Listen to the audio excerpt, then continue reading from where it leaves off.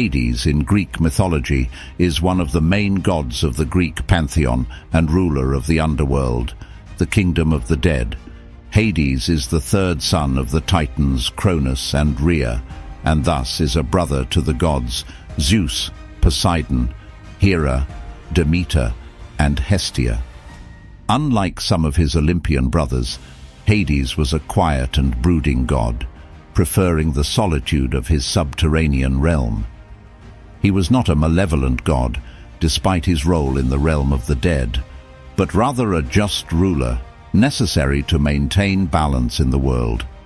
He was often depicted as a serious and somber man, with a dark beard and a crown of invisibility, which allowed him to move between the living and the dead without being seen. In ancient Greek myths, the kingdom of Hades is the misty and gloomy abode of the dead, to which all mortals go. Later, Greek philosophy introduced the idea that mortals were judged after death and rewarded or cursed.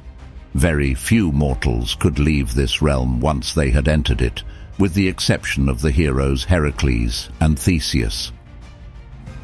For the Hellenes, the deceased entered the underworld by crossing the Acheron River, carried by Charon, who charged an obol for the passage, a small coin that his pious relatives put in the mouth of the deceased.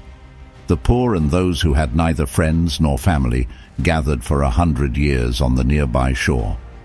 The Greeks offered propitiatory libations to prevent the deceased from returning to the upper world to persecute those who had not given them a proper funeral. The other side of the river was guarded by Cerberus, the three-headed dog defeated and tamed for himself by Hercules. Beyond Cerberus, the shadows of the deceased entered the land of the dead to be judged. The 5 rivers of the kingdom of Hades and their symbolic meaning weir, the Acheron, the river of grief or anguish, the Cocytus of lamentations, the Phlegeton of fire, Lete of oblivion, and Styx of hate, the river on which even the gods swore and in which Achilles was plunged to make him invincible.